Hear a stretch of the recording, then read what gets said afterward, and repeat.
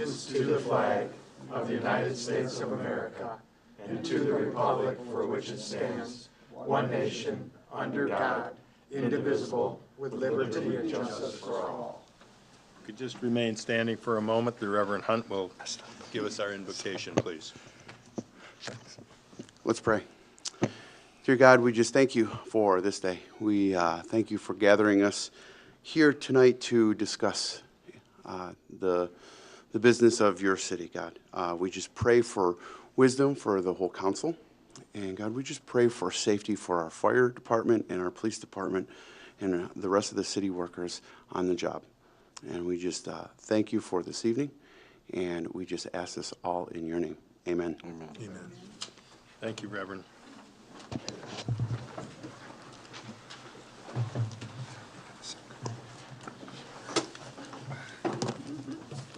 The clerk, call the roll, please. My pleasure, Mayor. Councilman Templin. Present. Councilman Cisco. Present. Councilman DiGiulio. Here. Councilwoman Gavarecki. Present. Councilman Rourke. Here. Madam Pro Tem McLeod. Here. Treasurer Armstrong. Here. And Mayor Mategas. Present. We have a quorum, sir. Thank you. Could I have a motion for approval of the agenda for tonight's meeting, February 9th? Motion. Motion by Councilman Cisco, supported by Councilman DiGiulio. Are any corrections, additions, or deletions? Can we separate the claims and accounts there, Mr. Mayor? Without objection, claims and accounts in consent agenda A1 will be separated from the other 8 items. Any other questions? Hearing none, I'll ask for the vote. All in favor signify by aye. Aye. Opposed, same sign. That's carried. If I could have a motion for approval of the minutes for January 26th. Motion. Motion by Councilman Templin, Support. supported by Councilwoman Gavarecki. Is there any questions or comments? Hearing none, I'll ask for the vote. All in favor signify by aye. Aye. All opposed, same sign. That's carried. Thank you. The public hearings, we are going to have a public hearing on the block grant. Before we open it for the questions or comments by citizens, I'll have the city administrator read the proposed allocation of our block grant for the year. Yes, good evening, Mayor and Council and public. At the January 12th, 2016, the Allen Park Council meeting, the Mayor and Council scheduled the second of 2 community development block grant public hearings for tonight, Tuesday, February 9th, 2016. The Mayor and Council requested to conduct the public hearing to receive comment on the objectives and proposed projects using the Community Development Block Grant Program Year 2016 funding. The projects, potential projects are public improvements, which we use for street and sidewalk improvements, $108,500. Public and senior services, which we use for the Guidance Center and the Senior Alliance, $7,500. Administration, $15,000. Housing rehabilitation, $20,000. And also housing rehabilitation program income, $1,000. Demolition program income, $1,000. And public improvements, program income, $1,000. We add the housing rehabilitation program income, demolition program income, and public improvements program income, just in case there are projects that come up throughout the year. We don't have to go through the public hearing process to make a transfer of those funds. We have I was just talking to Joe a little while ago, we may have a potential demolition. Those funds would be able to be transferred in if that's the case, if there's programming coming. In fact, I just got a call this evening from a resident that's going to be paying off a lien, so we will have programming come at that point in time. So it could be used for any of those projects. It just makes it a little bit easier at that point in time. Thank you. I ask a motion for the public hearing on the program year 2016's activities, objections, and allocations. Motion. Motion by Councilman Rourke, supported by Mayor Pro Tem McLeod. No. Tina. Oh, I'm sorry. Councilwoman Gavarecki. Any discussion? Hearing none, I'll ask for the vote. All in favor signify by aye. Aye. Opposed, same sign. Public hearing is open. You've heard the city administrator talk about the allocation of, it's $154,000. Yep, $154,000 total. And So if there is anyone that would like to come forward and comment, please. Good evening, Mayor. Ray McGusson, Quant. Got a, through the chair to Mark, please. Mark, this grant money that the city receives, is it ours? Do we got to pay any of this back? No, for the city, we don't pay it back. It is a grant from the, from HUD through the county consortium. So it is actually coming from Wayne County via HUD, the Housing and Urban Development Department. The only portion that is a payable portion back is the housing rehabilitation. When we do a project for a resident, a roof, a furnace, something on that aspect, that amount is then placed as a lien on their property, and whenever they sell the property or a change of ownership, then they're paid back at that point in time. That is the program income. Okay, so they pay it back. Right. It comes back in the city coffers. Do we go ahead and use it for the same thing the following year? Correct. We have to use it for a community development block grant program, a project activity. No, what I'm asking, Mark, is on that. If it's being used to rehabilitate a house, and the house is, and then a lien's put on that house, and eventually, whenever, it could be 30 years down the line, that money comes back in the city coffers, does it go back into that same kind of project? That's all I'm asking, because it sounds to me that if it comes back, then the city can just use it for whatever they can use it for. And originally, it was used to rehabilitate homes, and then now it could be used for something else. Yeah, you're absolutely correct. It comes back in the form of program income, and in the case here, it could be used for housing rehab, which is most often what we use it for. In the other cases, it could be used for demolition if the council so desires, or for public improvements. In fact, the vans that were purchased were, that was program income that was available. We had an excess amount, and the vans that were purchased for the senior program was program income. Okay, thank you very much. But it has to be used for an eligible project.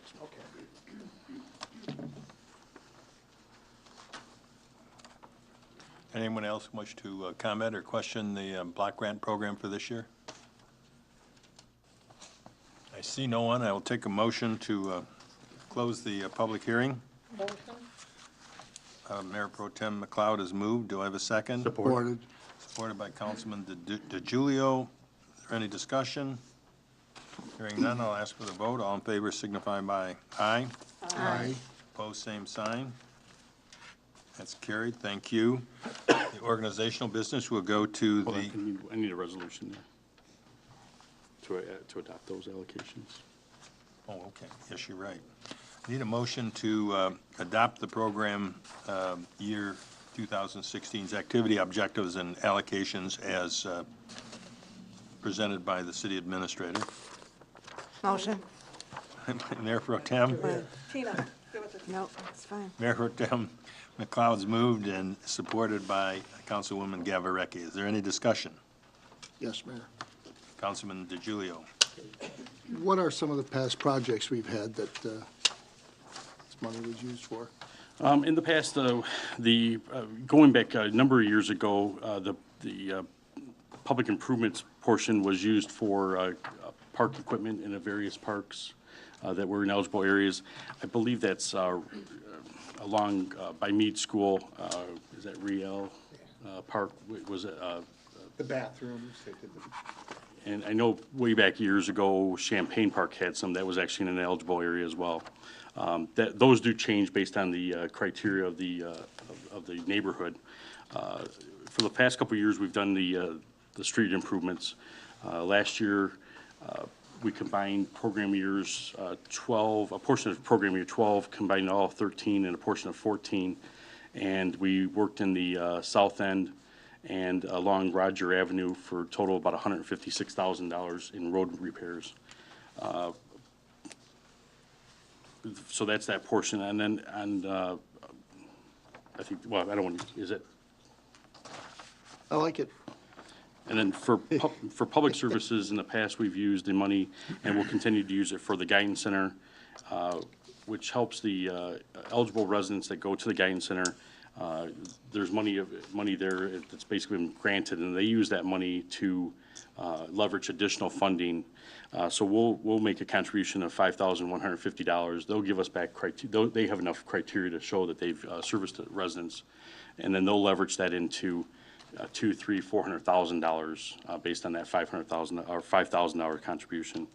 And the Senior Alliance, we contributed there is $2,350, and that is the city's annual allocation to the Senior Alliance, which is used for the Meals on Wheels program. So that's what the public service dollars are Public service used dollars for, are for, right? yep. Okay, thank you very much. Are there any other questions? I'll ask for the vote. All in favor signify by aye. Aye. Opposed, same sign. That's carried. Thank you very much. Move to the city administrator's operational updates, reports, and documents. Figured somebody else was going to start taking over to talk here for me. All right, I got quite a few here for this evening. Bring everybody up to date and about 3 pages worth. So, the preliminary results from this past Saturday's blood drive sponsored by the Allen Park High School hockey team. They had 37 donors presented to give blood. 25 was their projected goal, so they exceeded that. 29 products of life-saving blood were collected, and they report the most important number of all, 87 patients' lives will be touched by this drive. So excellent, excellent job by the Allen Park High School hockey team and those donors that went to the community center for that project. For the open police officer position, background investigations have been completed on the remaining applicants. Unfortunately, the first 4 who were offered jobs turned down the opportunity for employment with the Allen Park Police Department and either accepted jobs at other agencies or chose to remain with the agencies where they were already employed. The one remaining candidate was offered a conditional offer of employment and accepted, but unfortunately did not pass his pre-employment physical.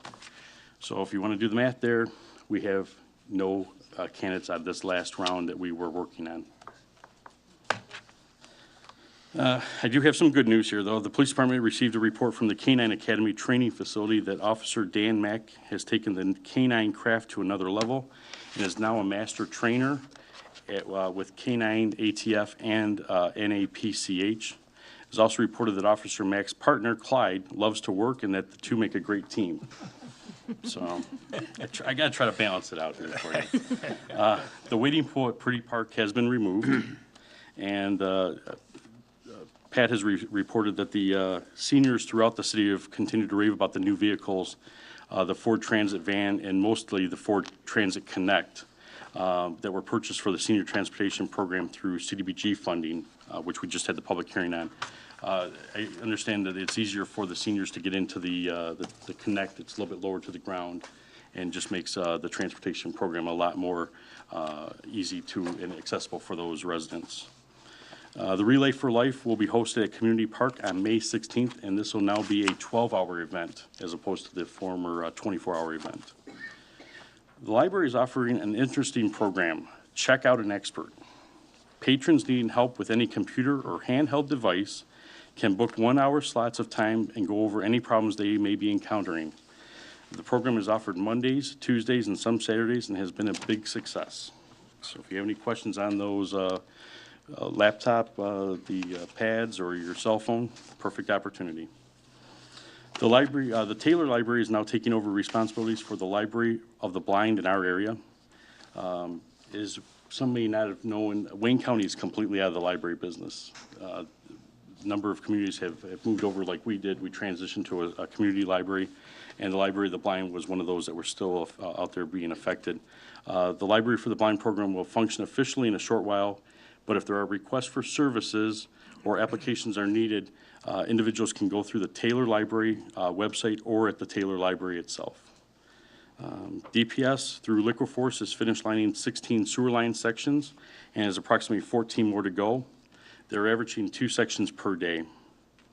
Sanitary manholes have been inspected. They have a pink mark on them, and Wade Trimbleby is the ones doing checking the manholes through the SAW grant.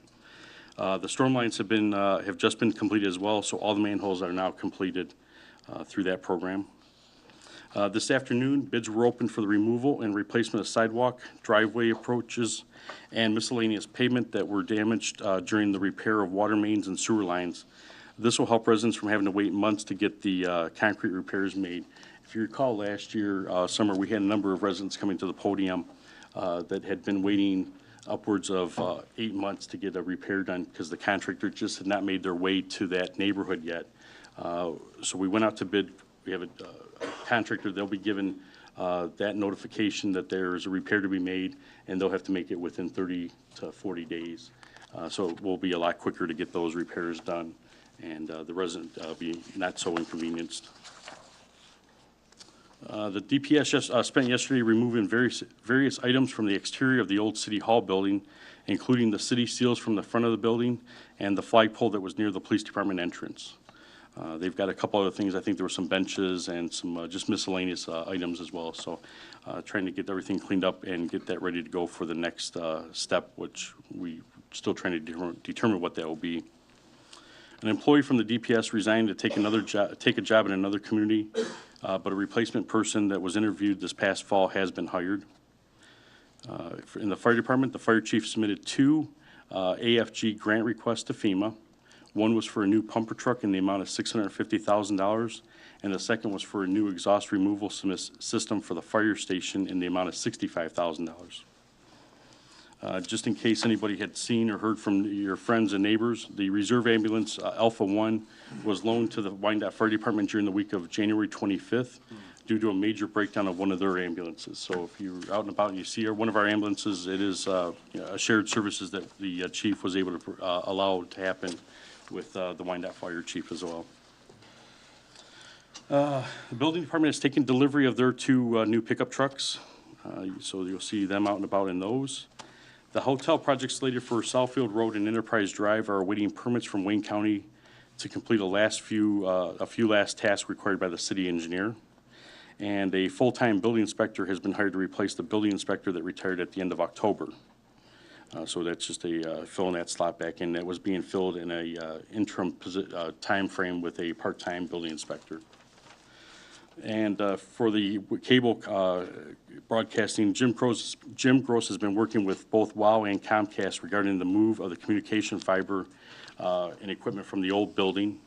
The part missing from our equipment that allows us to upload to our cable channel has been identified. The part has been ordered and should arrive tomorrow.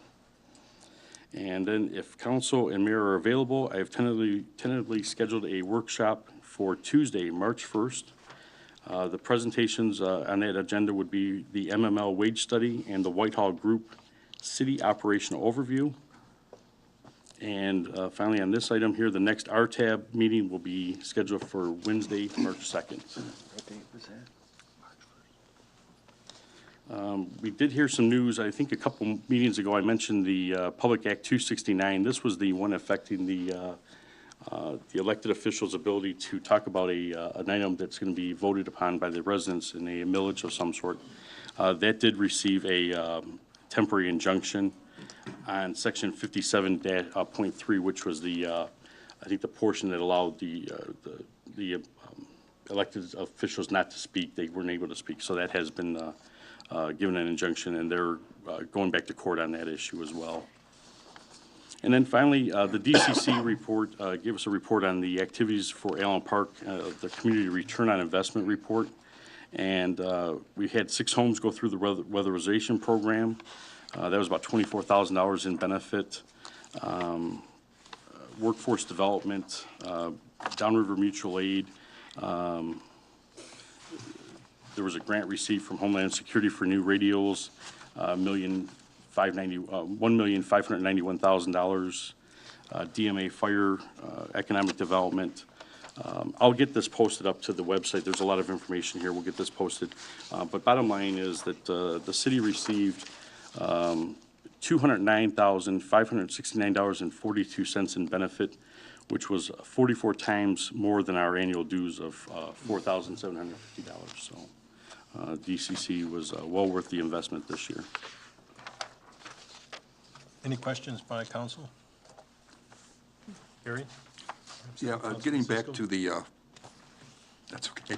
Getting back to the police applicants, how many people did we have apply? I know that we were very excited about how many applicants we had, and how many did we start with? I think we started with 30, 30, and we're down to 0. down to 0. And the ones that were close to, Maybe if some of these young adults in the back are interested, that might be a field to look into.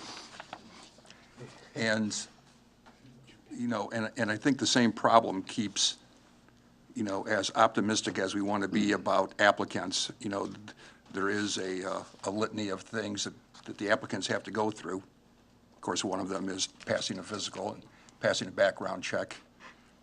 But the people that were close to accepting, that didn't accept, my understanding is they went back to either the jobs they had because they were going to make more money, or they went to other cities where the starting pay was significantly higher. Is that? That's my understanding as well, yeah. So we still have the same problem in the city, that our initial, as our officers become veterans, so to speak, they're able to make more money. But initially, we have a problem with the entry-level people coming in, that were not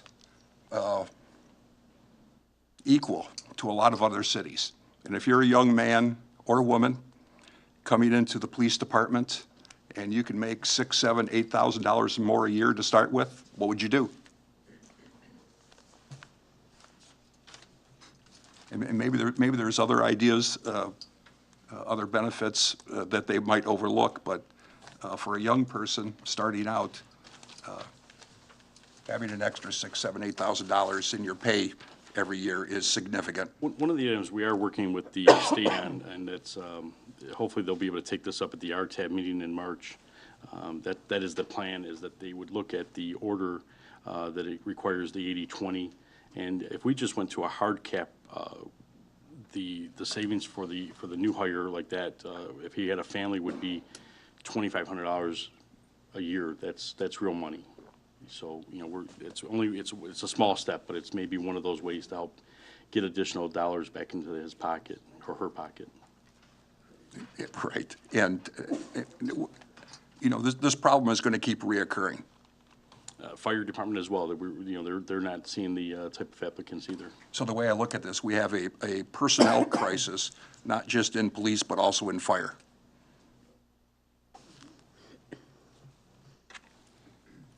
And it's going to get worse if we don't fill these positions, and as our older officers retire at some point within the next 4 or 5 years. We have a problem. We need to fix it. That's it. Councilman DiGiulio? I was reading the Heritage paper here last week where the Lincoln Park hired either 3 or 4 new officers. I'm curious if any of them applied to Allen Park before they were hired in Lincoln Park, and I'm just curious why Lincoln Park, that failed all millages, is able to hire 3 new officers. I mean, what is their rate of pay there? Do we know that? I don't know what the rate of pay is, but I think 2 of the 3 officers were 2 that went back there. And did they sign a new From our contract? application. Lincoln I Park had the did floor, sign a new Harry. contract. I had the floor. I'm just answering the mayor. Oh, well, I'm still talking. I don't know. It just, it's boggling. And they have a part-time officer too in Lincoln Park.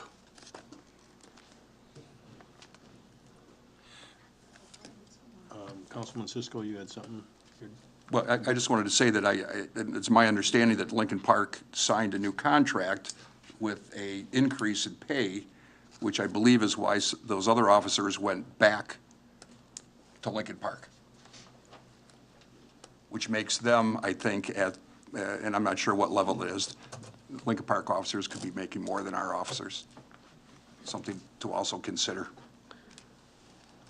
Well, through the chair to add this, one of the guys that was applying to Allen Park, I asked if he had his MCOL certification. He says, "Oh yeah, I'm an officer now." I said, "Well, what city?" He goes, "Flat Rock." And I'm like, "Oh, and you're applying here to Allen Park?" And I hand him the app, and I asked, "You mind me asking how much you make there?" He goes, "Oh, no problem. It's public. I've been there 6 months, and I make $48,000 and change." And I had to say, well, you do realize we only pay 38,000 and some change. And he goes, oh, yeah. And I just, my comment back in my head was, wow, he ain't married. So, but he still applied at Allen Park, but we had a lot of good candidates, but my professional opinion, doing this for so long, I think it's the starting pay. Honestly, it's the starting pay. So, If there another, just make a comment that last Friday, we talked to the Treasury Department of the state, and we went through, because one of the questions they asked us is how successful we were in finding new officers, because we had budgeted, we're supposed to be at 41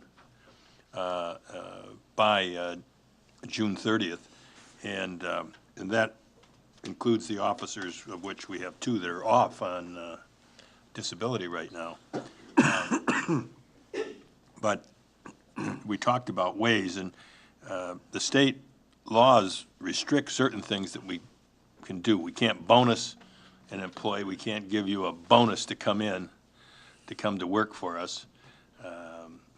Almost anything that you might think you'd like to do that doesn't affect the whole salary scale is somewhat prohibited. But the one thing it looked like that we may do, and I think the council at some point we're going to have to consider it, is when the people come in and start either their criminal justice program at a 4-year or the police training that a number of the community colleges and other facilities have, that we go to those people that are at least somewhere proximate to us in location and offer to pay their schooling.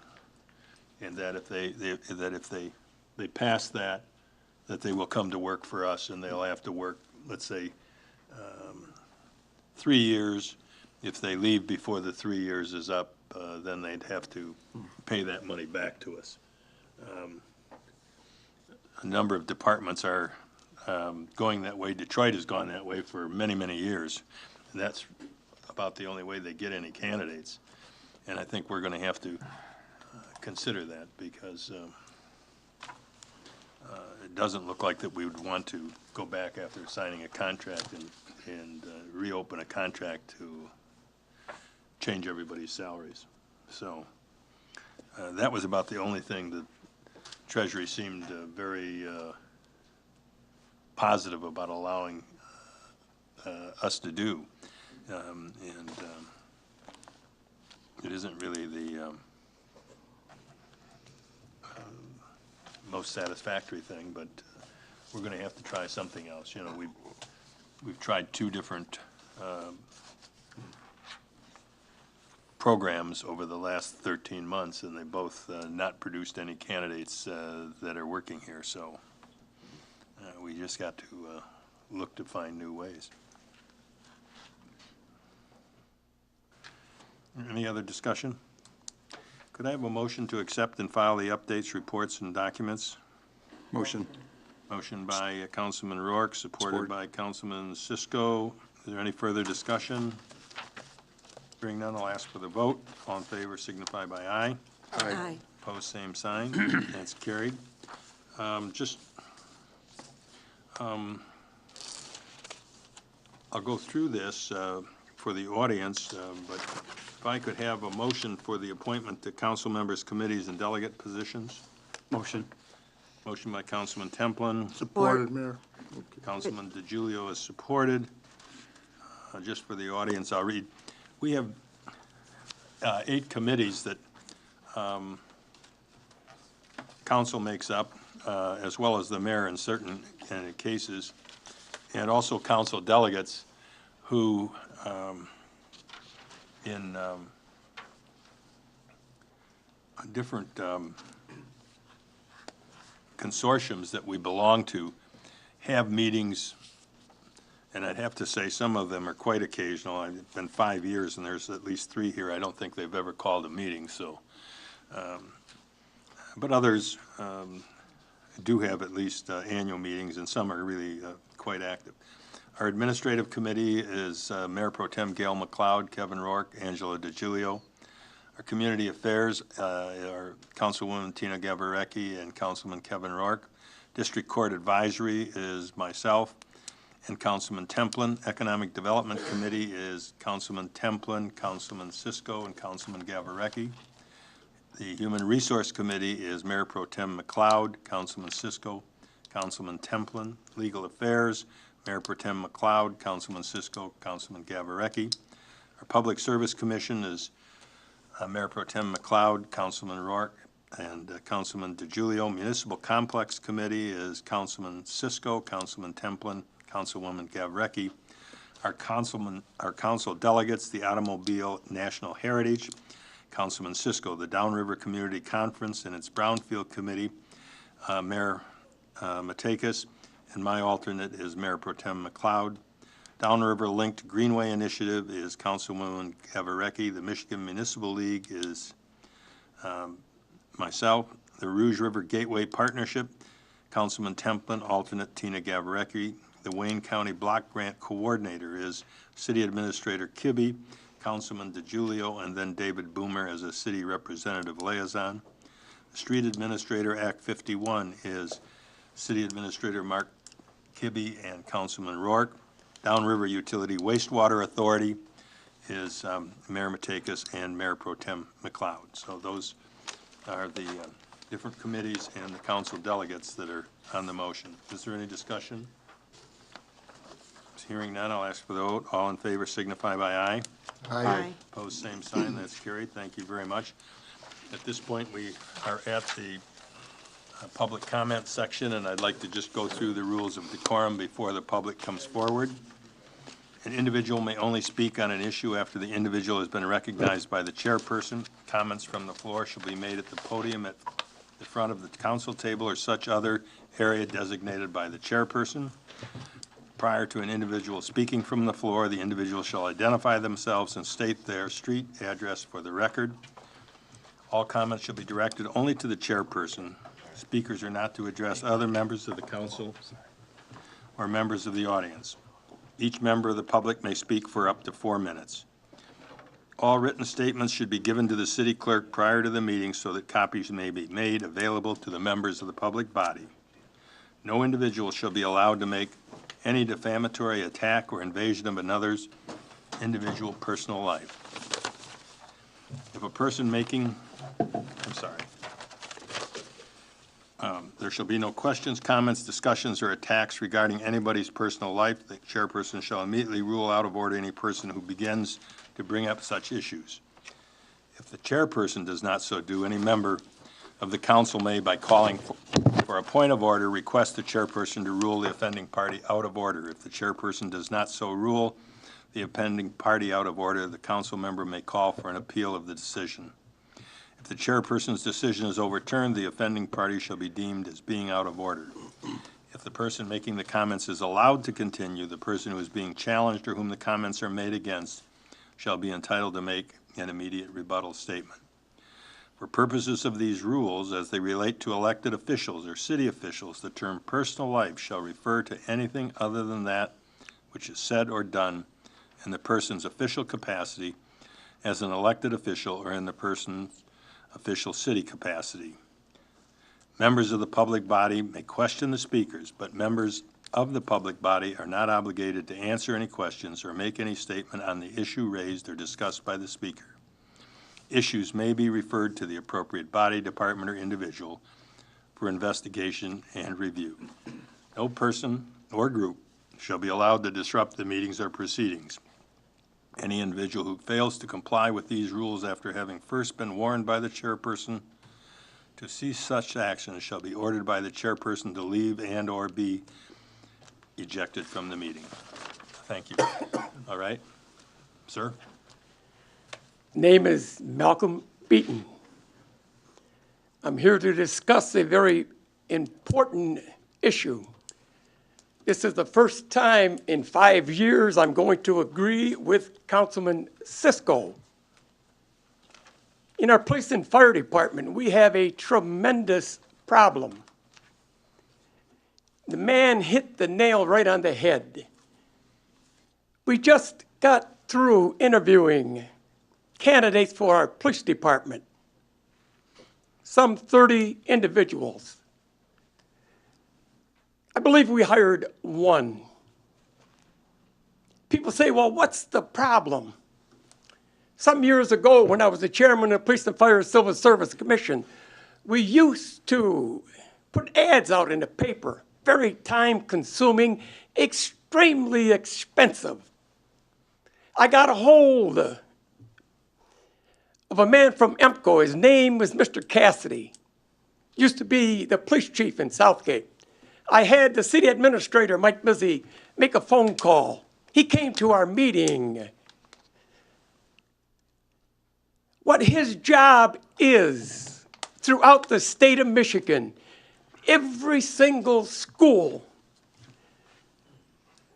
that young men and women go through become certified police officers. He gets all of the scores.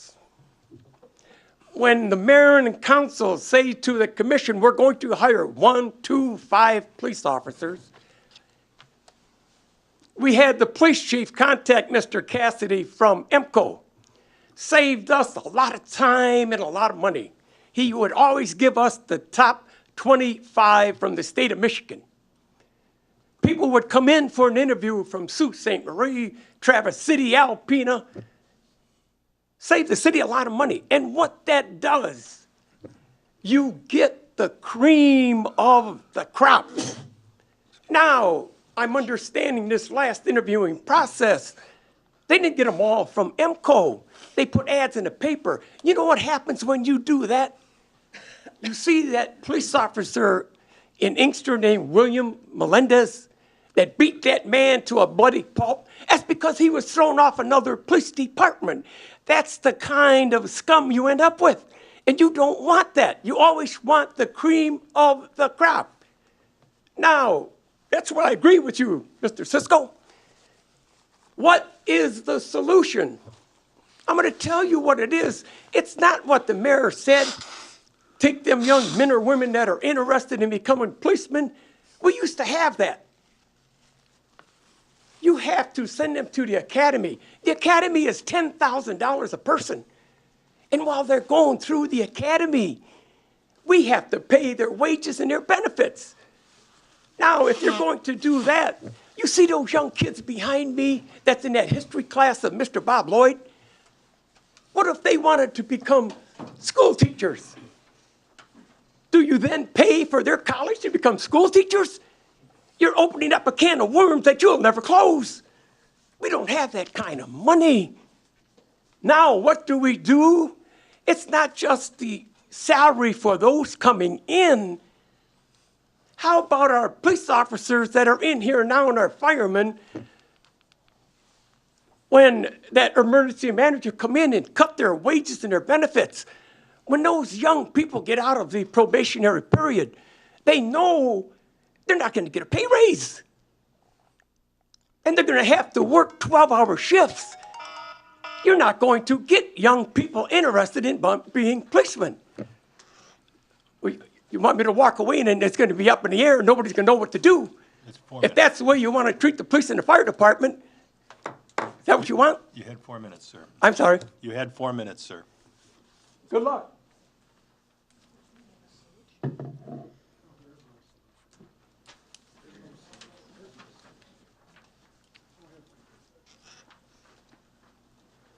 Good evening, Mayor and Council. Wayne Albright with the Police Department. It's time again, as we do every quarter, to announce a new crime prevention meeting that we're going to have for the city. This one I set a date of March 9th. That's a Wednesday night, again from 7 p.m. to 9 p.m. in this very building. So we had it last time in this building. It worked very well. I was able to put a projector up. We had a PowerPoint that was very interesting, kept people engaged. And I intend to do that same thing this time. And I understand if the system's not working yet, I'm under the assumption that it still gets taped, and we'll be able to put a link on the website, and people could still watch it on YouTube. That's excellent. Hopefully it will be fixed by then, but I still encourage everybody to show up to a meeting because there's two things. It does show a little bit of unity in the city. People coming and can be engaged in the conversation with me during the 2-hour meeting. There's a lot of questions that are asked and answered. And if you're just sitting at home, you don't get that, don't get the benefit of asking questions and being here. The topic that I'm going to speak about this time it's a problem that we have in Allen Park, but it's a problem in the state of Michigan, a problem across the country, and that's drugs. Drug awareness, all the drugs, the new drugs, the designer drugs that are out, the synthetic drugs that are out. There's a lot that parents are not aware of. And in researching a lot of this, there was a lot of stuff that I was not aware of. There's a tremendous amount of stuff out there that's very dangerous, that on the surface does not appear very dangerous. And so it's a detriment to our children, it's a detriment to the teens, because a lot of these type of drugs are being marketed towards teenagers.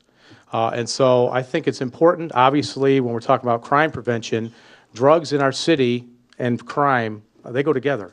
All right, so you have, and listen, we have a problem in our city just like every other city. We're no different. And we deal at the police department with overdoses, prescription pill overdoses on a weekly basis, heroin overdoses on a weekly basis. And the only way to fight that is with conversations like we're going to have in a month from now. And speaking about this topic and educating people on the dangers of some of these drugs that on the surface don't appear very dangerous. So it's going to be a good, very good meeting full of a lot of information. It's packed full of 2 hours of information. And as far as you guys on the council, if you can make it, I know you're very busy, there's going to be a section in there that I think is going to be very beneficial to you. As we look to the future in Michigan, there's a very good possibility that the marijuana issue will be coming up to legalize marijuana. And I want to give you some information that probably will be very, very useful in your decisions that you have to make in the future of Allen Park and how we want to proceed. So once again, this is going to be March 6th from 7 p.m. March 9th, I'm sorry. March 9th, Wednesday night, sorry. March 9th. I don't want to mess up the date. It's a Wednesday night from 7 p.m. to 9 p.m. right here in this very room. Thank you.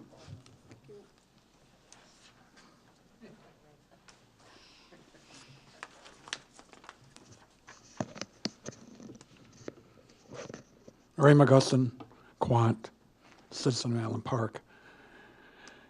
Since Officer Albright was up here, I'd like to ask him if it's possible that at this meeting that he can bring that information that the police chief has in some boxes with those very important phone numbers that was asked before, or what numbers to call in case there's emergency. They're in boxes, I guess they were at the police station, and since the move, I guess you can't find those boxes. So maybe you can help them. A couple things. Since there's no trees over along the creek right now with leaves down at the end of Midway, and I know it's all along the Kilfoyle Drain area, that E-course part. Since I live on Quant, one of my neighbors came up to me and asked me if I can come up here and ask you guys a question. Along Reek down there, and it's all through that area, there's a bunch of dead trees that are laying in the creek. It was brought up to Wayne County a number of years ago. I brought it up and talked to them. They says they will be glad to come and remove them, only up to their water line. Well, the water line's quite low now, but that water line gets quite high at some point. But there, if you can, I would like the DPW or even Mark or through the chair, Mr. Mayor, if someone can go down and just kind of look at it, just to see how bad it is. And maybe you can get a hold of Wayne County to see what we can do. You know, you don't really have to get those trees out. You can cut them up and throw them up on the side. And man, my neighbors will suck those things up like it's gold.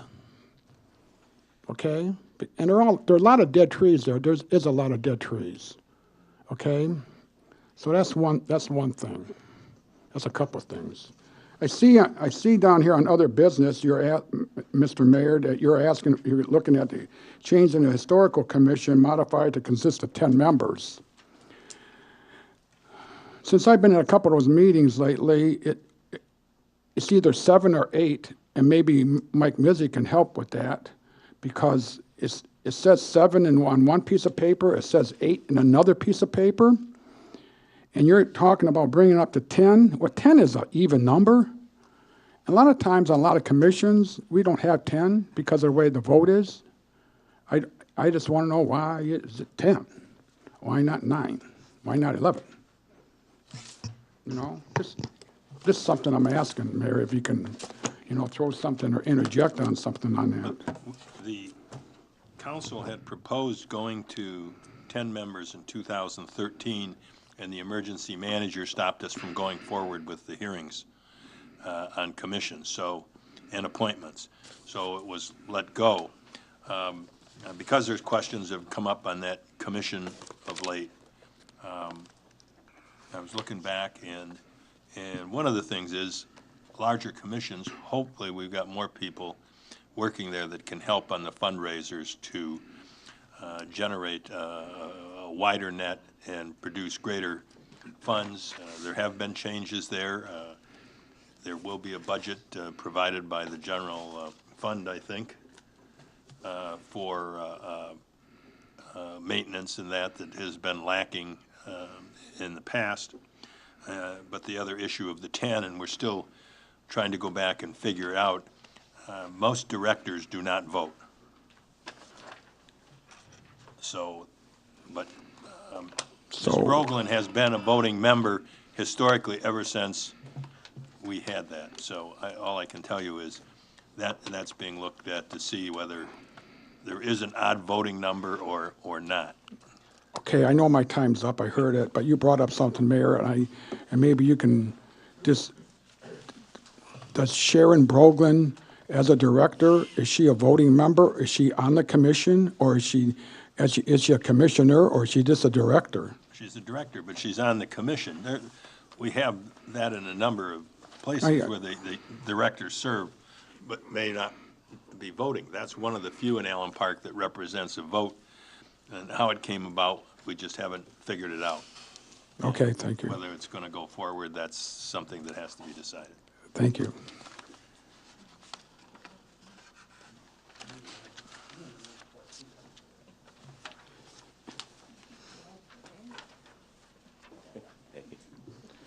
Thanks for reminding me. Walter Danick, Bel Air Avenue. Mr. Mayor, question for you. Do you appoint people to committees along with this council? Yes. Okay. A couple of weeks ago, I asked about the festivities committee, which the people were appointed by you and this council right here. And I asked, whose ear do you need to bend to get back the scholarships for the high school seniors of Allen Park? And you did not give me an answer.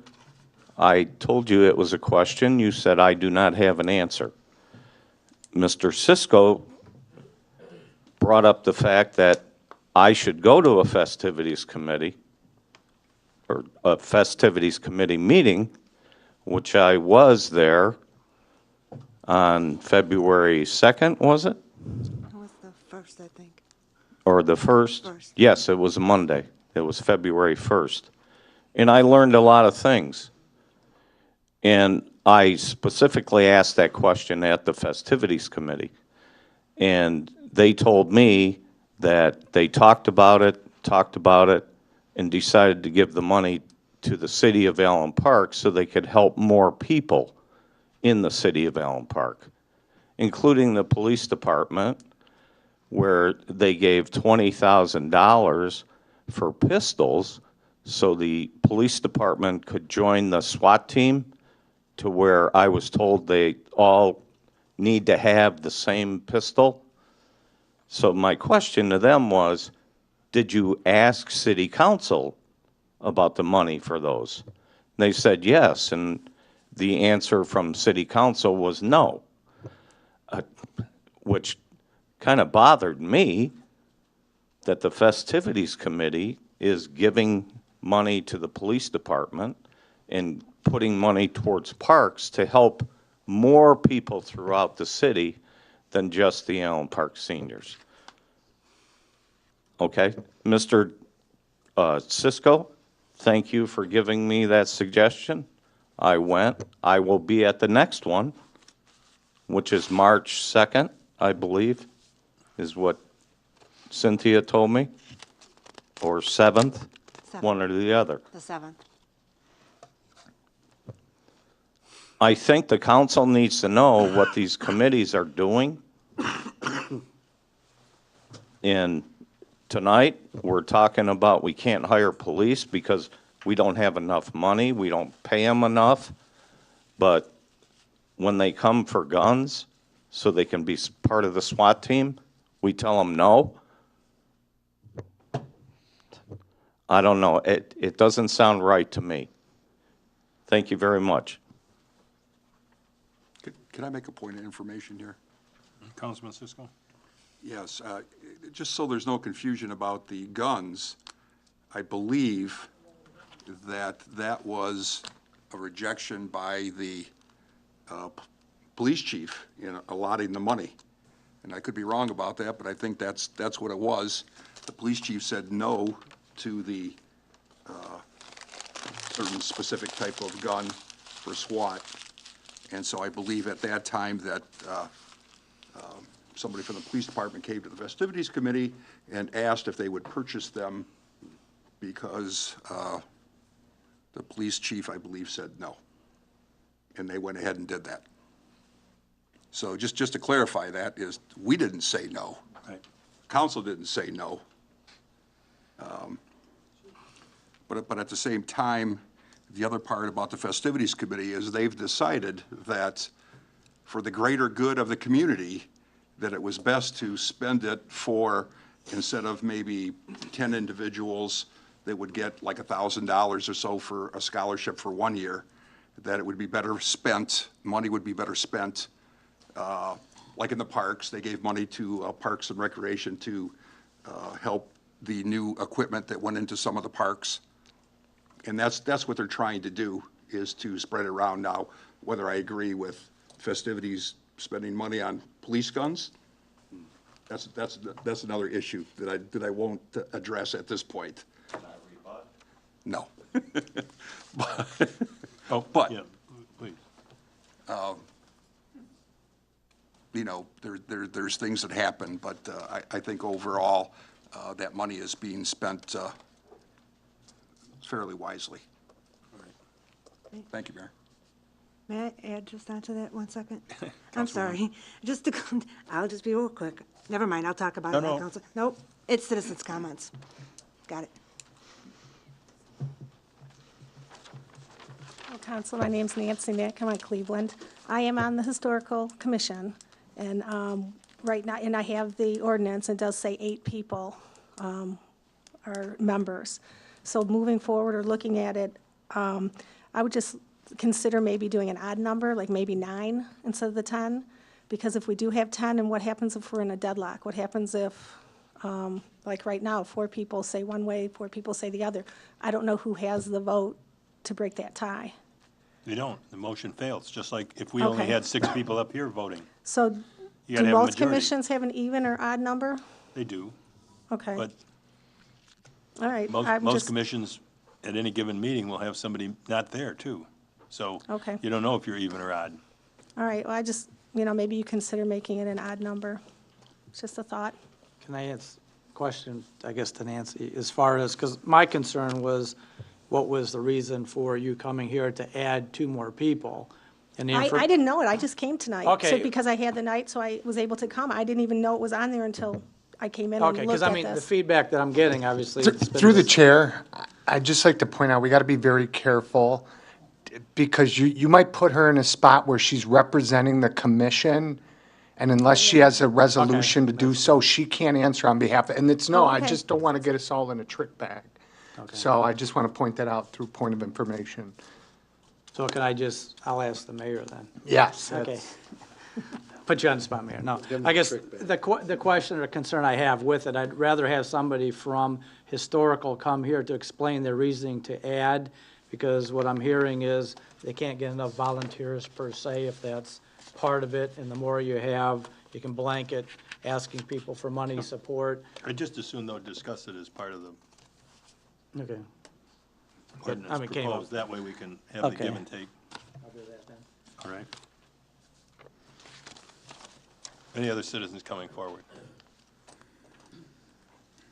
I see none, so I'm going to close public comments and go to the consent agenda. But item A1, claims and account, has been pulled from the consent agenda, and therefore I'll ask for a motion for approval of claims and accounts. Motion, Mayor. Councilman DeGiulio has moved. Do I have a second? Second. Second by Councilwoman Gavrecki. No. Mayor Pro Tem. Oh, the Mayor Pro Can't Tem. even speak.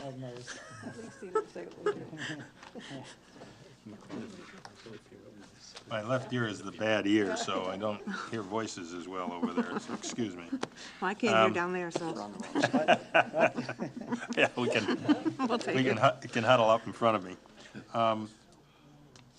Okay, and I assume Councilman DeGiulio was your motion. Would you like to go forward? Okay, I see here where we have, I know we pay our city attorney $6,000 a month, and we pay for prosecutions $2,000 a month, which comes out to $8,000, but I see there's another $720 here for the month of December. Page 2. Thank you. You're welcome. Can I address that? Certainly. Through the chair. The flat fee for prosecutions is based on having one docket a week.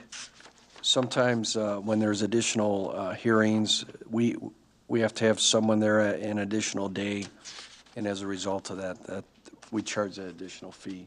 It's an hourly basis. How much an hour is the basis? Do you have that information, Mr. Covier? So that's for one day, the $750? No, that's for the whole month.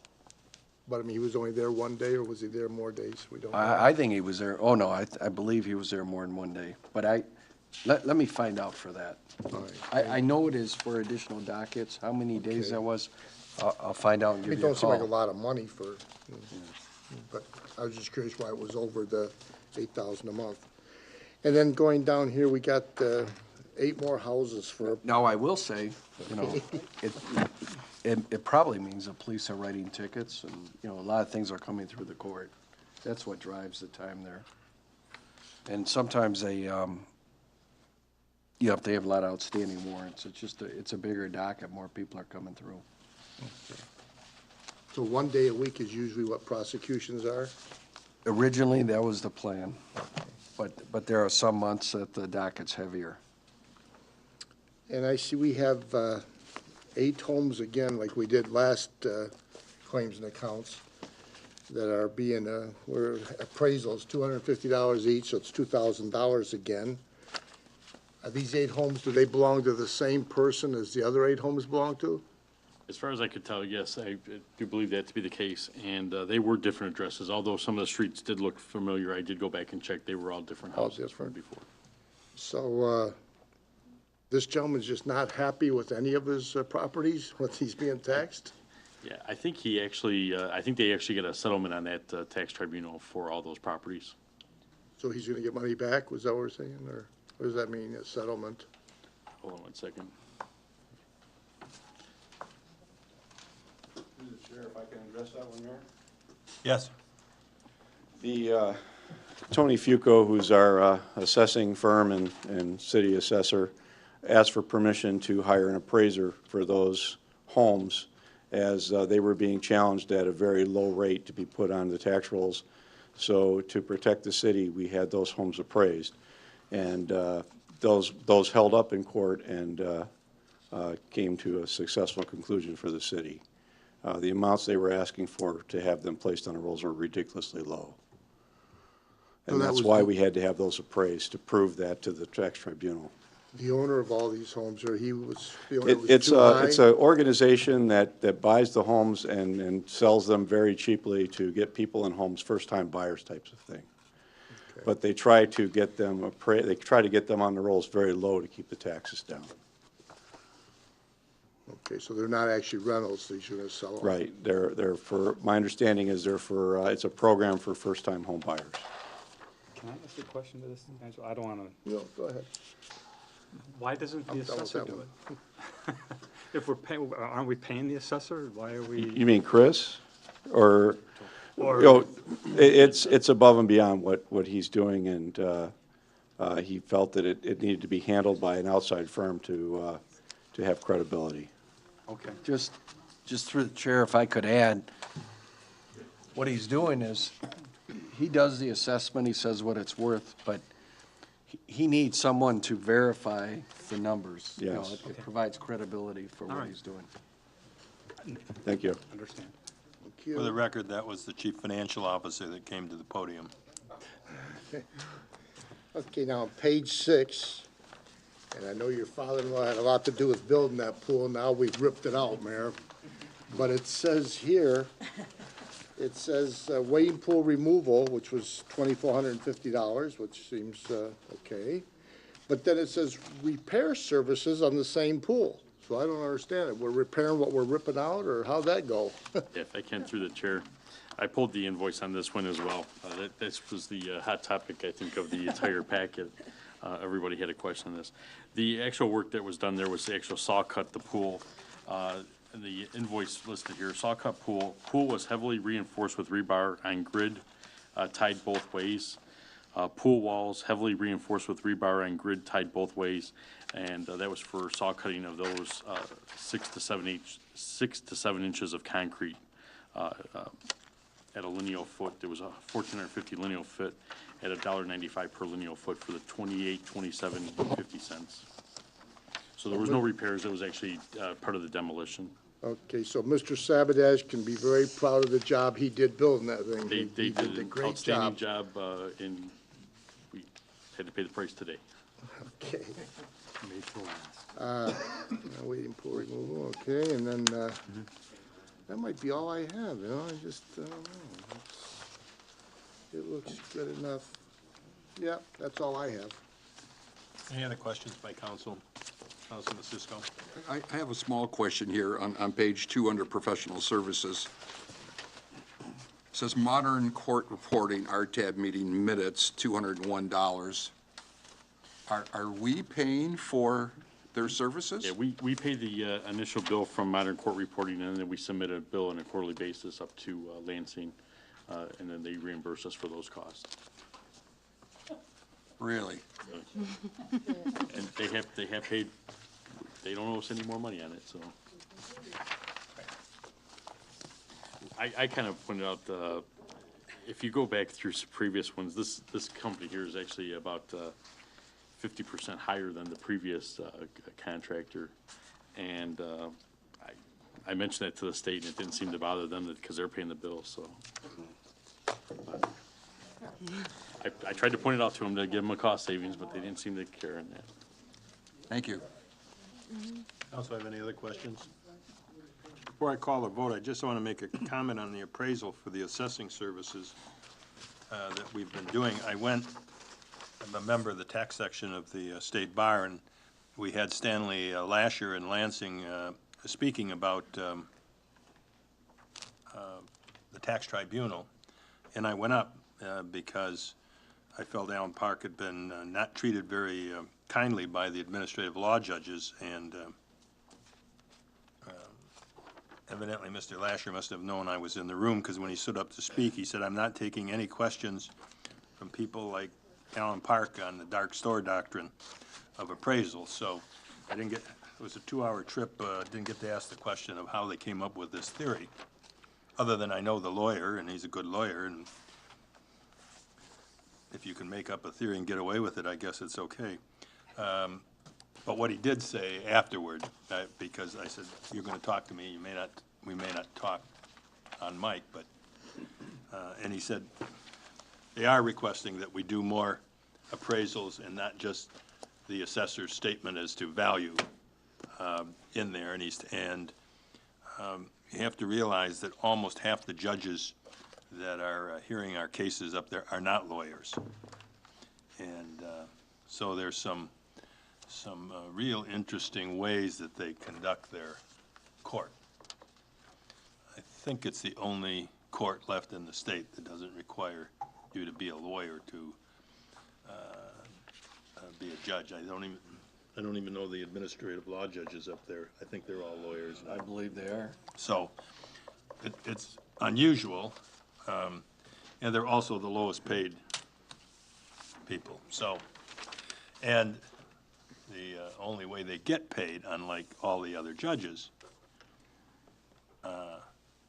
is from the dollars that they get for people filing to come before the tax tribunal. So it's a very archaic system, and it is creating some gross inequities. We will never, from 3 cases, we will never recover the money from those people probably while those buildings are being used by that owner or any tenant that would, or any person that would buy the building subsequently. With that, I'm going to ask for the vote. All in favor signify by aye. Aye. Opposed, same sign. That's carried.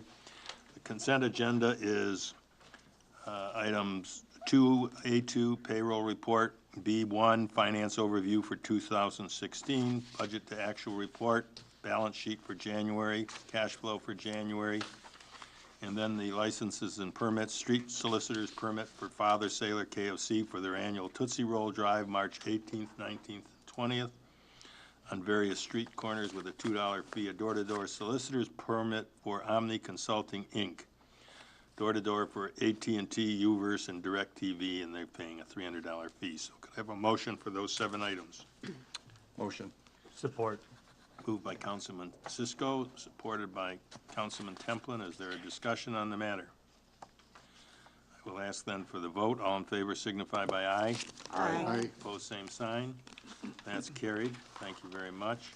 We're down to the resolutions to award the bid for the rubble removal of water main spoils to the lowest qualified bidder, which was RJ&J Enterprise, in an amount not to exceed $80,000. The funds to come out of our water and sewer account. Do I have a motion, please? Motion. Councilman DiGiulio, do I have a support? Support. Mayor Pro Tem McLeod. Is there any discussion? I have one question, Mayor. I mean, where is this rubble that's going to cost us $80,000 to remove? We've got, I believe, 2 locations. One is right behind here, behind the old City Hall property in front of the DPS building, and that's the asphalt is in that area. And then the other area of being cleaned up is at, I believe that's Old Goddard, just before, on the left. Just before Old Four Line, and that as you're coming out of the city in Lincoln Park area, right in that border area. So how long has this rubble been accumulating? Years, Years? Old Goddard has got to be, 30 plus. yeah, I Well- would say almost 50 years. So every 50 years, we're going to No. have this done? Okay, I see. They did it. We remove the rubble about every 10 to 15 years. So that was cleaned up 10 or 15 years ago? Yes, it was. Okay. And then we bulldoze it every other year, keep building it till it needs to be removed again. Thank you, sir. Terry, is that, we're not using the Goddard area yet, are we? Are we still dumping Yes. there? Yep. And we're still permitted? Yes. Okay. I happen to sit on that county commission. I never saw it licensed, so that's, I'm curious.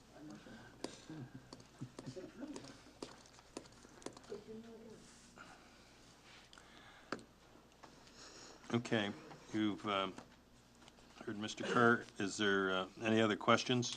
I do have a question. So Francisco? on their bid proposal, they are not going to exceed 3,000 cubic yards? I think that was the estimated amount. That's our estimated amount, that there'd be 3,000 cubic yards there. From given historical knowledge of the 2 gentlemen in the back, they feel that that's probably an accurate number. So, but as far as their bid goes, they would not exceed 3,000 cubic yards? No, well, it could exceed, that's where we have a per unit price as well. That's $8 per unit. So 1 cubic yard would be $8 per cubic yard there. So if it goes over 3,000, there'll be a $8 per yard charge for everything in excess of 3,000? Yep, and I think that's why Terry has it totaling up there to, not to exceed 80,000. And that the 80,000, so if you're doing the numbers there, that's 24,000, but there's still a cost to, dispose of the, item, the dirt and so forth. the Riverview Land Preserve. That was the other question. Did they pick up that tab, or we're picking up No, that? that's the other portion. Okay. We get billed for that directly from Riverview, okay. And we use their measurements? Riverview? Well. Is that where they put the thumb on the scale? When they go to Riverview, they'll weigh the trucks out, so we'll get the, and that's the same way we do with like trash or anything else. We run off of their scales. And lightweight trucks. If your units are yards, feathers probably lay less than iron. So, but a yard of feathers is the same as a yard of iron. Right? Correct. And Riverview's charging us by the yard, not charging us by weight. They don't weigh those. No, when they go in, they are all weighed. How do you guys, when you take a dump truck over there for leaves or something like that, they know what the weight of the vehicle is or the yardage? I was gonna put on his old Riverview hat here. Bob can talk trash. Bob Katie, Finance Director. I used to work Riverview. They know the size of the truck. So yes, they weigh the trucks and they do have a tar weight for everything, but they also know a 20-yard cubic truck from an 18-yard cubic truck. So they will bill that. They will do it by weight, but will pay by the yard. So if they fill up a 10-yard truck, we're going to get paid $8 for every yard, but Riverview will charge them based on the weight, which will equate, I'm pretty sure, to whatever it is they're charging.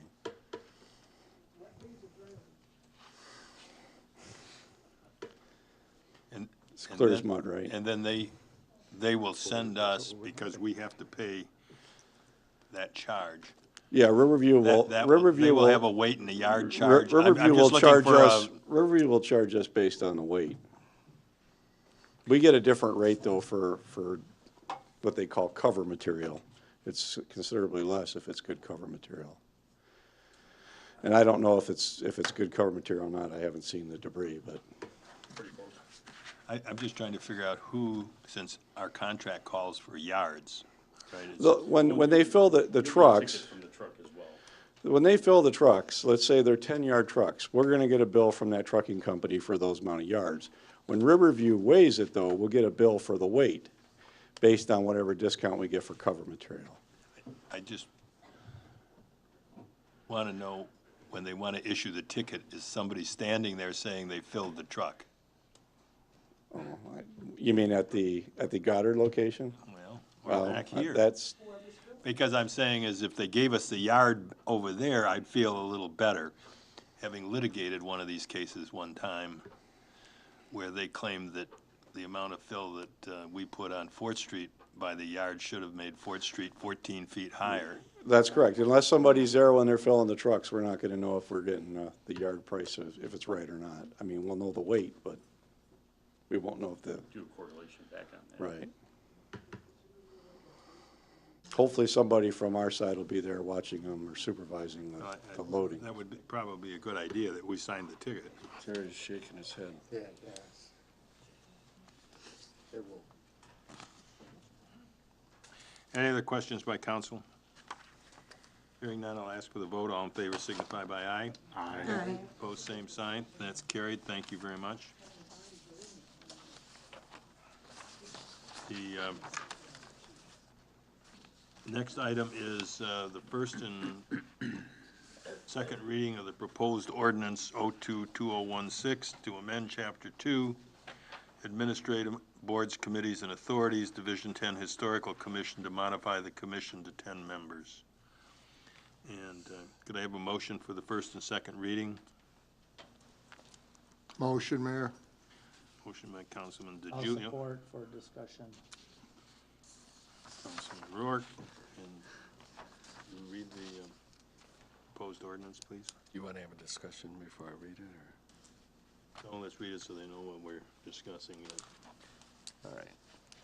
So, first reading, by title only. An ordinance of the City of Allen Park Code of Ordinances amending Chapter 2, Administration, Article 5, Boards, Commissions, Committees, and Authorities, Division 10. Historic Commission by amendment of Section 2-541, created. Composition to amend from 8 to 10 commission members. Second reading by title only of proposed ordinance 02. An ordinance of the City of Allen Park Code of Ordinances, amending Chapter 2, Administration, Article 5, Boards, Commissions, Committees, and Authorities, Division 10, Historic Commission by amendment of Section 2-541, created. Composition to amend from 8 to 10 commission members. Okay. Questions by council? I just have the question again, the purpose of them raising it from 8 to 10 is to promote it, get more people to Get more promote people it? to promote. When this came up in 13, I had talked to the director, Sharon Broglin, about it, and she thought it would be helpful for them because a number of the commissioners are older members. They still do what they can, but they don't get out and maybe they don't promote as actively, and so it gives us a chance to try and find more people to have that. Other than about a $12,000 reserve that they've been hoarding for years, that I think that the original mayor and council that created the historical commission gave them $15,000 and said, save this because it's about all you're going to get. They've been trying to raise the money to take care of the place, and we've been depending on volunteers and everything else. And it is a historic building, so it takes maintenance. This year, the city administrator has agreed that they're going to have a certain budget, what will relieve some of the strain, but they still need money to do things, to hold programs, and potentially to increase hours. If I'm not wrong, I am trying to think, we're only open to the public Wednesday for 3 hours, so part of it would allow us to potentially maybe have a Sunday afternoon or something else, which would help us if we can get more money or more volunteers. Got to have somebody be there just to have the place open. Mhm. So, No, I mean, I would just like, before we get to the third reading, whatever meeting that's going to be, if a representative can be here to talk about the historical commission a little bit more. I know back in the day, the beautification, we came out with junior, members, beautification officers to do that. Maybe it's something that they piggyback off of that, and junior commissioners for the historical, and maybe there's obviously historical students throughout the community or other individuals, and get them involved in it. I mean, some people know it's just a corner house. Some people think someone lives in there. They don't know it's a historical house. Sure.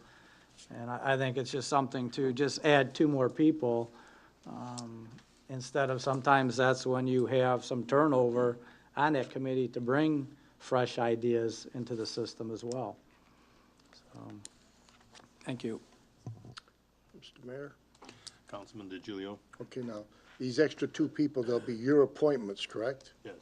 And with the approval of council. Correct. And I totally understand why we're doing it. You like to have appointments. No, it's not that. That's okay. I mean, I can go for Well, 10. that isn't, I'd just like to have appointments. I think there's a purpose to try and help a commission that is struggling, to need money, to do more programming, to be open and more available to the public. And the more it's open, the more it's going to bring people in, and the more it will serve its purpose. Ms. Broglin has been very helpful. One of the people don't realize, but almost all businesses, when they have to come to this city, when Time Equities was going to buy our property over there, they had to have a report from the Historical Commission from Sharon Broglin about the history of the property. So she keeps the history of our parcels in that. And so it serves a financial business purpose to the community too, but we struggle for funds over there. And if we look at what the priorities for the city are, I think we all agree that that isn't going to be one of the top 3 priorities. But it's there, and this was a way to try and get it additional help and get people. And I have put several people on there, but they've done their job, and, you know, they want relief. It's, I think, a 5-year appointment. And, you know, I put on a contract. I said, I'm putting on you for one reason. I don't care if you go to the meetings, but you're going to do all the carpentry work there, and he did. He's the gentleman that also built out this a building for the city hall too. And but you know, he's done his duty for 5 years. I had another lady that was very good in accounting, and she was an accountant there for them for 5 years. But she's now moving to West Bloomfield, and so she was replaced. And so you do go out and look, and you try and find the needs of the commission as what they need, and you talk to their directors, their chairs, or whatever to find that. But promotion is one of the things we need, and whether I will look for people that I hope will be thinking about promoting, but just have to see. Thank you. Councilman Cisco. Yeah, I actually went to the Historical Commission meeting last night. It's my first one I've ever attended. And it was very interesting, very entertaining. But they, you know, the overall theme is they need money. You know, they've kind of been like the forgotten little piece of Allen Park. And that came through loud and clear to me. And one of the things they're going to be needing here in a short while, I don't know, maybe this year or next year, they need a roof.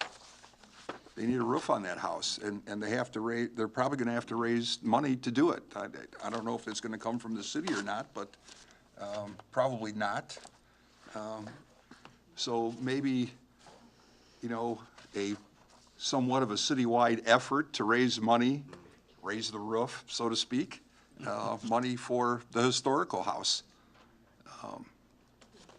Might be a good project for some enterprising young students somewhere to start that out, to put on your resume somewhere as you apply to college. Might be a good thing. But they do need some help in fundraising, you know, and as you all know, fundraising is not easy.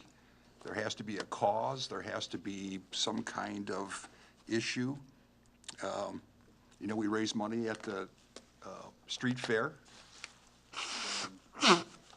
some other things, but the street fair obviously is our biggest fundraiser, and the Festivities Commission does hand out money to organizations now, I think, as we amended that ordinance a little bit to help. But they need help. So, you know, that's my message, you know, from the people that were there, is they need help. And of course, I said I would help as best as I can help. But it takes more than one person to be able to pull off a large project like that. It would take the entire council to sort of maybe pitch in and try to help somehow. Don't know how.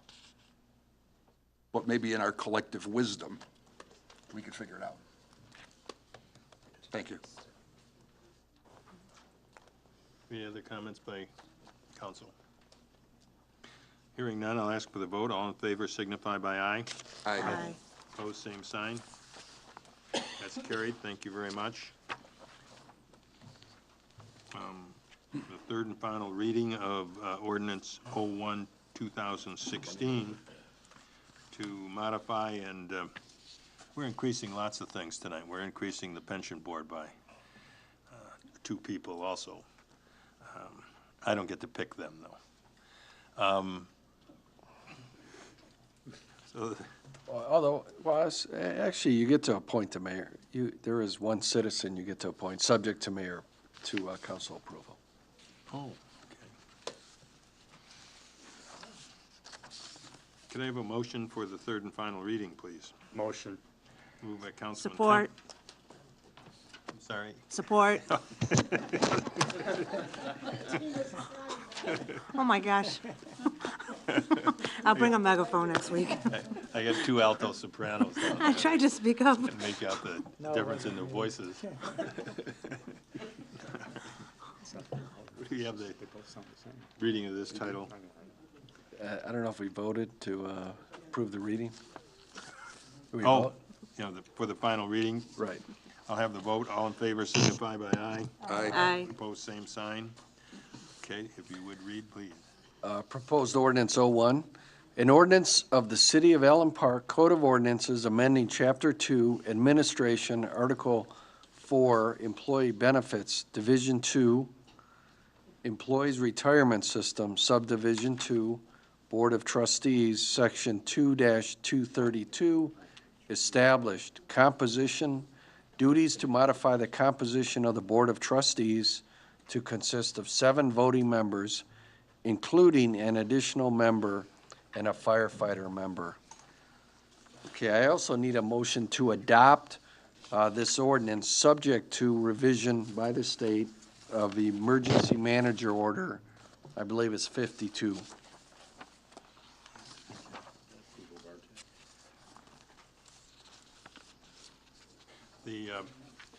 Before I take the motion to approve, I'm going to open it for the public hearing. So those people who want to come and speak to this pension board amendment and adding the members, we'd be adding a person picked by the fire department to vote, and then the mayor would suggest to the council a person to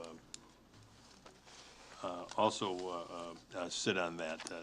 The council's appointee currently is Marie Adamson, who's the vice president at the Comerica Bank, and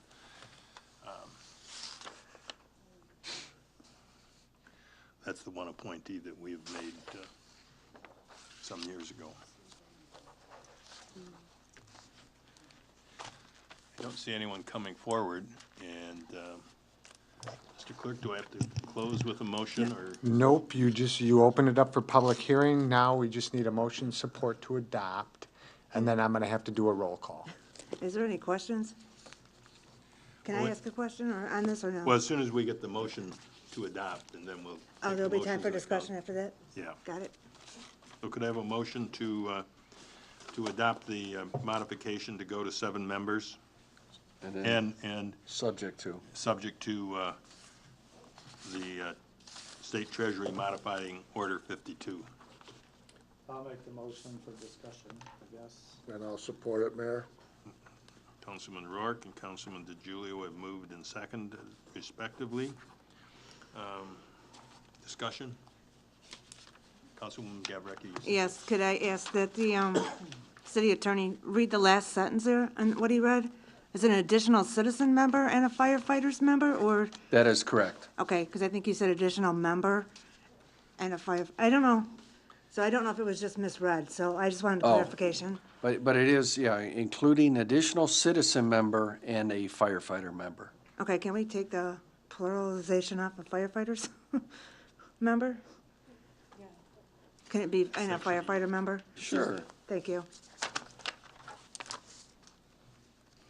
Sure. Yeah, what she's saying is on the title.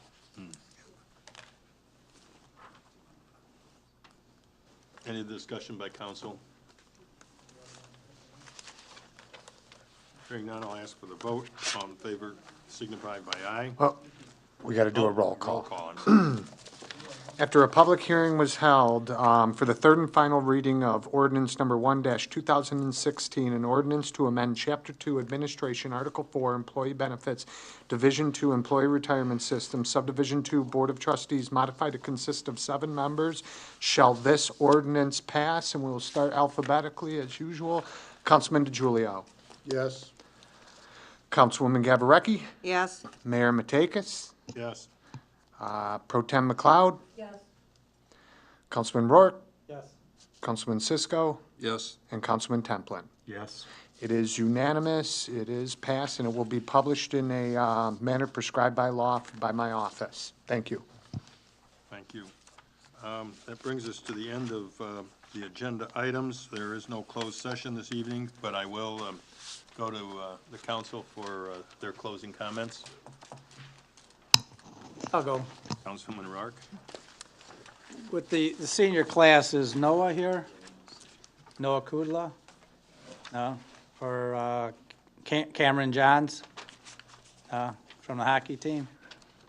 I just want to give kudos to, before the election, I came out, we talked about volunteerism in the community. And this past Saturday night, Allen Park High's hockey team, as well as they played Grosseal, so they were there. These two young men on a hockey team, seniors, quick story, they went for giving blood. I met a young lady there, I believe she's a 4-year-old that has a rare blood disorder named Peyton. And that discussion led to this poor little girl being bored during that, and they ran out to Piranhas and got her little hockey stick and little puck to play around in the gymnasium. The parents were volunteering, checking people in. That led to a benefit hockey game, basically, on Saturday night at Elm Park. And it was so neat that after the first period, and some of the hockey guys are here, so they know, they brought her out onto the ice, skated out, took a nice team picture with everybody, and where the loudspeaker spoke about the rare blood disease that she has and the things that they're trying to do to help this young lady and help the family. And what it made, when you talk about paying forward a little bit, what was really interesting is she ended up being the niece of the Red Wings hockey coach, Jeff Blashill. And he was there at the game. And he actually went into the locker room and talked to the hockey players, which was, from what I found out, was a thrill to a lot of those guys in there in the locker room. So I want to commend the hockey team, the students. In Allen Park, we have great schools here with great young kids.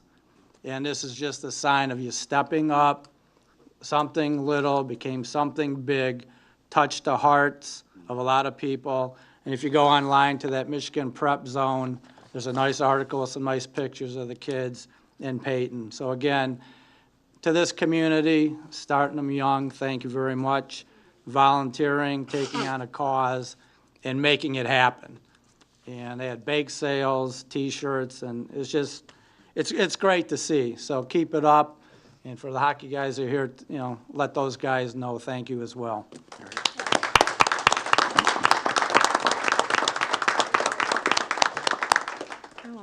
Councilwoman Gabrecki? Thank you. Hope you all can hear me. No, I'm just kidding. First off, thank you for coming out tonight. Rule you out of order. Go right ahead. Use the gavel. Anyway, so I want to touch back on two things that two residents came up tonight and talked about. So Mr. Jordanek came up and talked about the Festivities Committee. And I just want to make sure that everybody's aware that the Festivity Committee is aware of the ordinance. They know the dollar amount that they can spend without having to come up to council for approval. So I don't want them, everybody thinking that they're just out there spending money. They know the dollar amount that has to be brought forward to us to approve. So I want to make sure that's understood. Secondly, the guns were not in the budget for the police department, and the officers, I believe, were going to have to pay for the guns themselves. So the officer came to the committee and asked for them to purchase the guns so that they could be part of SWAT. I believe that's what it was.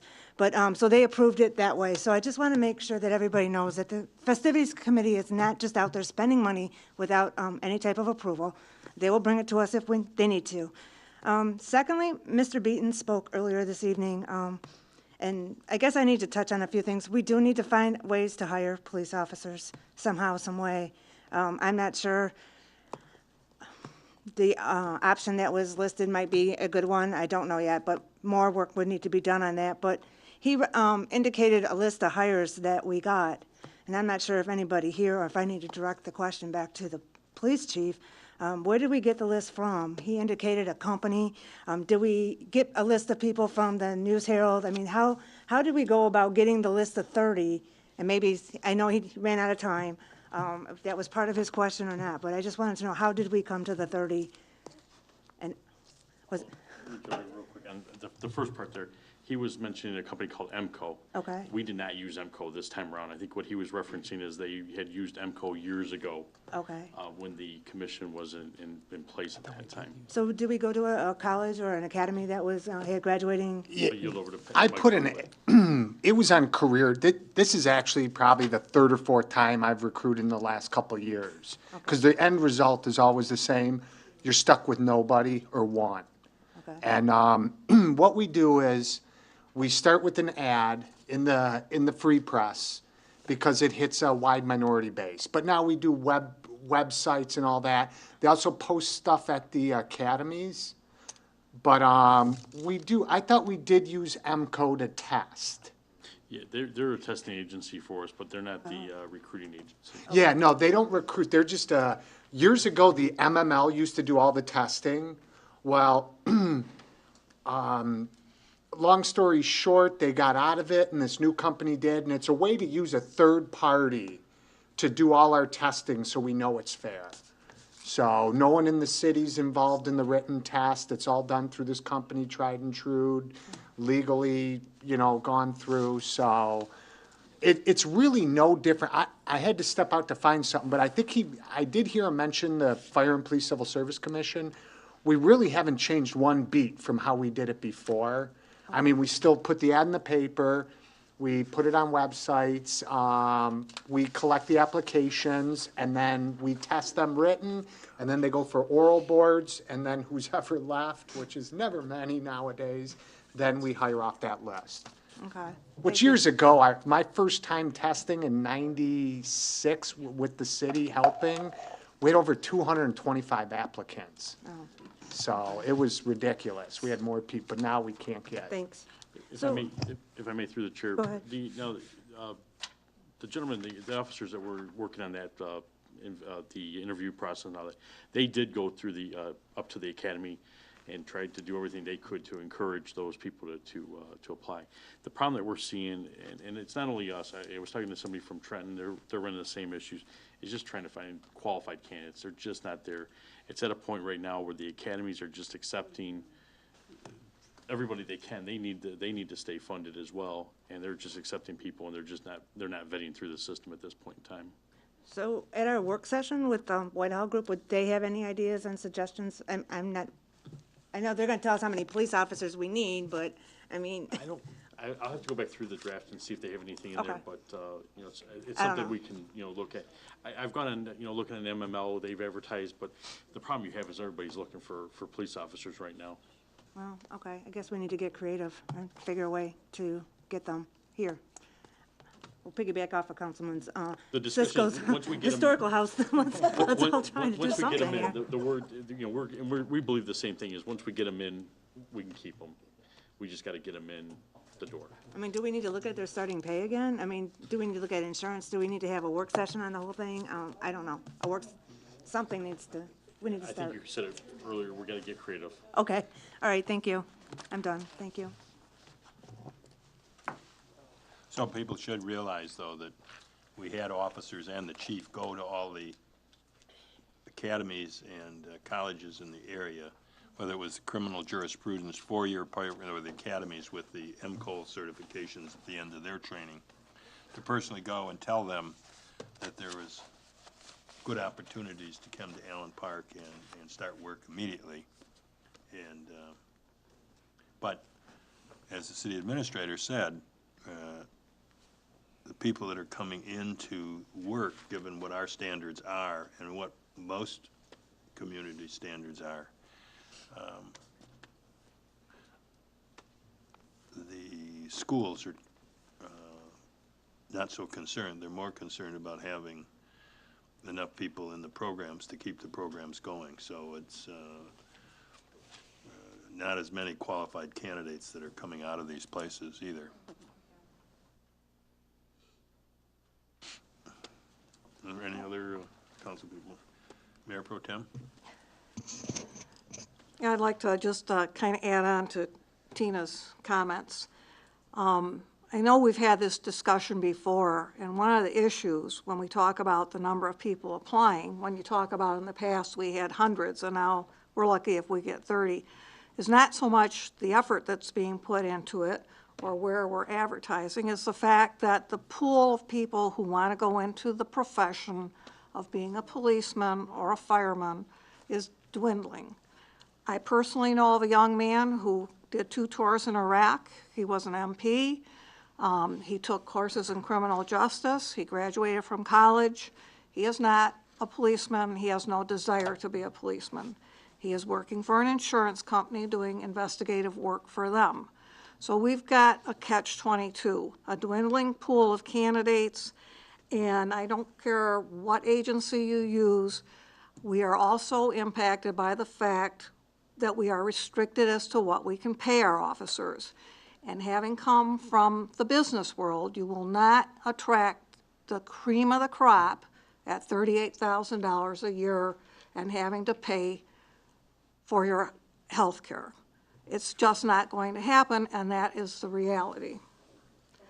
On a brighter subject, I was very glad to hear a mention about the Library for the Blind in Taylor. I have some familiarity with that, having a gentleman friend who is legally blind.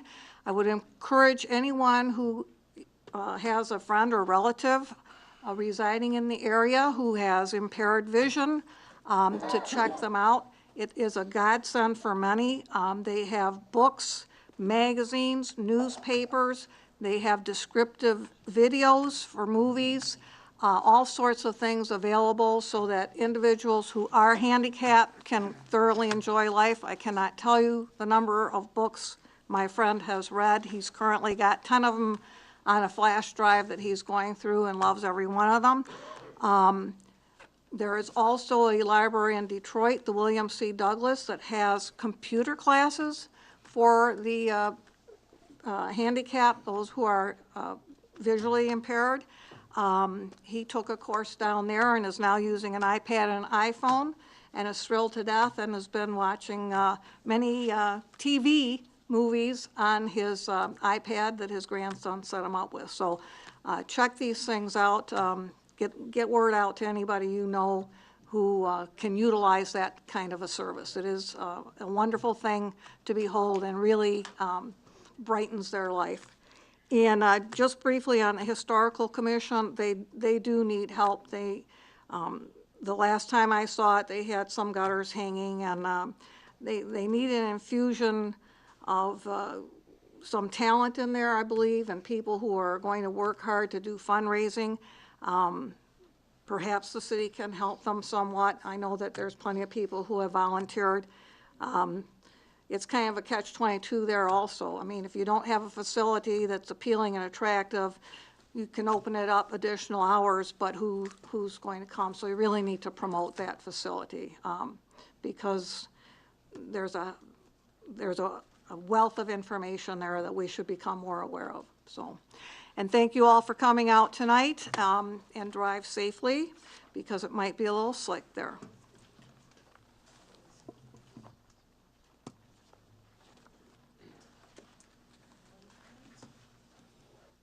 The left side is spoken. I'll make a motion. No, you don't.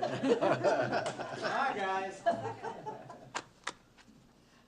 I'll speak. Councilman Cisco. Yeah, and just getting back to what everybody's kind of said about the police department, you know, there is a dwindling supply of people who want to be police officers. And all you have to do is read the news every day to understand why. And really, let's just face it, it's about money. You know, we can have incentives for this or incentives for that, but if that starting salary is not where it should be, we are not going to attract people. And I believe that we have about 8 officers that in the next 5 or 6 years are eligible to retire. So we have, what, 36 now? Is that where we're at right now? 37 with 2 on disability at the moment. Okay, so do the math. So we need to start planning for that now. You know, this is not something we plan for 5 or 6 years from now when those 8 or so, if they retire, and then we're 8 short. So we have to start doing this now. This is on us now to get it done. And one of the hurdles we have to go over is the state of Michigan. You know, the state of Michigan should not be here anymore. You know, we have an RTAB meeting on, what was it, March 2nd? You know, and we had a review today, is that correct? Yes. And the review, can I ask you this? The review consisted of, this was supposed to, we had a review. They're going to review the city of Allen Park. And they're going to decide if we're been good enough, good people, to let us out of our imprisonment, so to speak. So, and then the governor, then they'll pass it on to the governor. But this was supposed to start back in November. Okay, this was supposed to happen in November. They're just doing it now, February. Do you think that the state of Michigan would have better things to worry about than Allen Park, who has probably a better fund balance than all the other communities around us? Don't you think they should maybe concentrate on another city, like maybe Flint? You know, maybe they should direct their resources to where it's really needed and not here. What happened here in Allen Park was just a blip. Should have never happened, but it did happen. We're out of it. We should be good, and we need to be released. And I would say to everybody at that next RTAB meeting on March 2nd, which is usually at 2 p.m. in the afternoon, that we have to pay for, that we get reimbursed for $210 or whatever it is that maybe if we have a lot of people show up and go to that podium and start saying to them, why are we still under state control? Why isn't this process speeding up? It needs to be sped up. It really does. And then we can get on the business of deciding for ourselves without having somebody say, like a school teacher, sorry, Mr. Lloyd, school teacher, that you're wrong. You can't do this and you can't do that. It's time for Allen Park to have control of its own destiny and its police department and its police officers that we get to hire. And that's what we should be doing. So remember that date, March 2nd, and maybe this is a good time for a field trip for the government class to go to that podium. You get 2 minutes to speak, and you're done, and line them up 30 deep, and go and speak at that meeting. And you have to do sign in first. That's right. But maybe we should do that. And maybe we could have cameras on it. Maybe we could have somebody from Channel 2, Channel 4, Channel 7 come and film it and make the news that night. And have Allen Park put in a positive light. And we could all bring a glass of water with us. Okay. Thank you. Any other comments from council?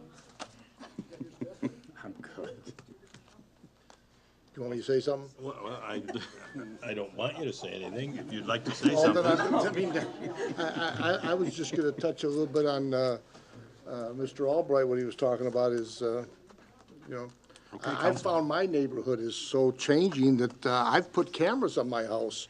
I mean, I see people, they don't live in my neighborhood, but they're around there. And I made that decision to put cameras on my house. I mean, some of these people worry me when I see them. Good night. What's that? I don't know, maybe. Anyway, that's it. Good night. Councilman Templin? Thanks, everybody, for coming, and I do encourage you to come on March 9th to see Sergeant Albright's presentation. He's always had he's very well informing, and I'm sure you'll do a great job this next time, too. And it should be a concern for everybody, especially their parents that are here in town. That's it. I want to thank everyone for coming out tonight. Two items. We were talking about removal of items from the old City Hall. We have a monument out in front for the St. Cosmos line, and the St. Cosmos line is the old French line that determined, before the English took over, how we divided the property here. Some people accuse me of being around in that day, but I really wasn't. But I'd like to make certain that we save that and we can put that at the next permanent site that we house our city hall in. And the other thing, last Thursday, once a year, you heard report by the city administrator about the DCC's activities for us, and we have a consortium, particularly for security, the Downriver Mutual Aid for police and fire, and that's where we have the units that go out into the river to try and perform rescues, or they have to do the unfortunate job of searching for bodies that have drowned in our area. And SWAT is one of those joint units that's there. So once a year, they also, as they produce this report, they have all of those units come, and before we have our DCC annual meeting, you have an opportunity to see these units, see their equipment, see what they're doing. And Lieutenant Mary Kapp from the Michigan State Police, who really coordinates the Chief Squad, the major narcotics organization for the downriver. And Allen Park's share of proceeds annually from confiscation of drugs, and as part of that confiscation, you take all of the property of these felons, and we get over $300,000 almost annually in that Chief Squad, and that's it sounds nice for the bottom line, but unfortunately, it's telling you just how bad the drug issue is in our communities. And I had some time to spend with Lieutenant Kapp. She has a book, and I'm hoping, Sergeant, maybe we can get that narcotics book. It is the annual the annual report on Colorado's allowance of they're having terrible problems with employees showing up for work or being awake at work. The amount of accidents are up. All the negative things that you would expect for people if they're on drugs. And one of the things that she's shown, and this is something that we really have to be concerned about, when marijuana started to become widely used at the end of the 50s, beginning of the 60s, the strength of THE was about 1.5% in a marijuana cigarette. Now, they have a method where they can extract up to 90% of the THE, and they seem to be putting it in cupcakes and various other little products for the people, but it is really destructive. It's no longer, I don't think when you look at these levels you can say it's recreational, because it's devastating to the mind and body. And I know a lot of states want to legalize this and think it's recreational, and that they're going to, if we legalize it, it'll be controlled. It seems to me that all addicts, you can't control the addict. So if I say, well, gee, I'm just going to give you 2 shots of this opiate today, and that'll be fine, and you're going to say, well, that's not enough for me, so I'm going to go in the marketplace and get the 3rd or 4th shot. It's just my experience with the few people that I've, as a lawyer, had to deal with, whose families have them on these programs. They put them in, and they're going to gradually remove them. That person tries to break free, and if they're an addict, it's a terrible situation. And so if you're looking at these marijuanas and you think they're not a problem today, realize that they're about 90 times more potent in many of the uses than they were 50 years ago, 60 years ago.